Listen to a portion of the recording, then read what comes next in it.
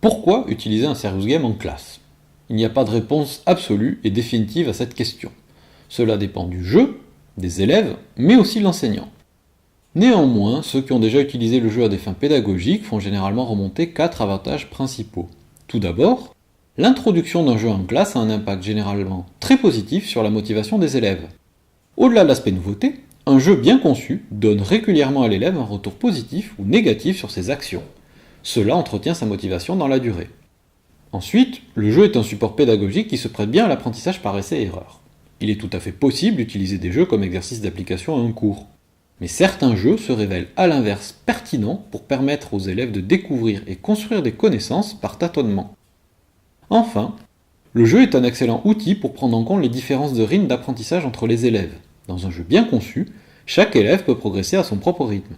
Par exemple, certains élèves ont parfois besoin de nombreuses tentatives avant d'arriver à la bonne solution. Si un enseignant dit 3 ou 4 fois d'affilée à un même élève de recommencer son travail, ce dernier risque de se sentir rabaissé. Tandis que si c'est un ordinateur qui le lui demande, même au bout de 10 ou 15 tentatives, l'élève ne se sentira pas jugé négativement. Il s'agit là d'une différence de perception entre un jugement provenant d'un humain ou d'une machine qu'il est très intéressant d'exploiter en classe. Pour illustrer ces 3 points, prenons comme exemple le jeu Réfraction. Il s'agit d'un jeu utilisé comme support pour l'apprentissage du concept mathématique de fraction. Dans ce jeu de puzzle, les élèves doivent guider des faisceaux laser de puissance adéquate, jusqu'à un vaisseau spatial pour le faire décoller. Ils ont à leur disposition différentes pièces qui permettent de faire rebondir le laser, de le séparer en 2, en 3, ou encore de fusionner plusieurs faisceaux. Si un vaisseau reçoit une puissance trop forte, il va exploser. Avec ces différents outils, l'élève va manipuler visuellement et intellectuellement des fractions. Par exemple, pour résoudre un des niveaux du jeu, il faut combiner un faisceau de puissance 1,5 avec un faisceau de puissance 1/4, car le vaisseau spatial a besoin d'une puissance de 3/4.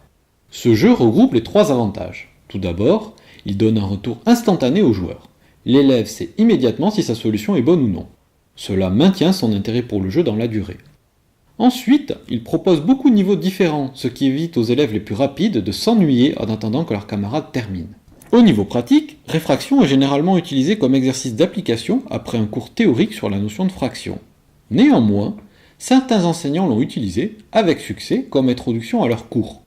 Les élèves manipulent d'abord de manière intuitive des morceaux de faisceaux dans le jeu.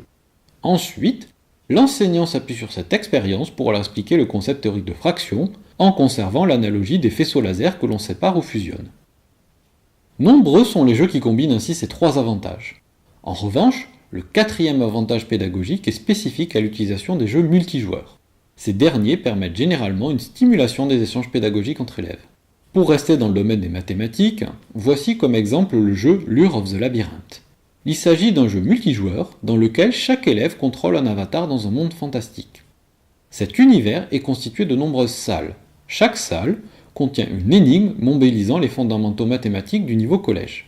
Les élèves sont regroupés en petites équipes, de 2 ou 3. Pour gagner des points, il leur faut d'une part résoudre leurs énigmes, mais aussi, et surtout, s'assurer que tous les membres de leur équipe trouvent la bonne solution.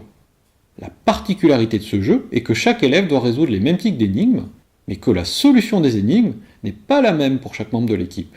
Ainsi, pour s'aider, les élèves ne peuvent pas se donner directement la bonne réponse. Ils sont obligés de s'expliquer mutuellement la démarche permettant de résoudre chaque énigme. Les échanges pédagogiques entre élèves sont donc au cœur de Lure of the Labyrinth.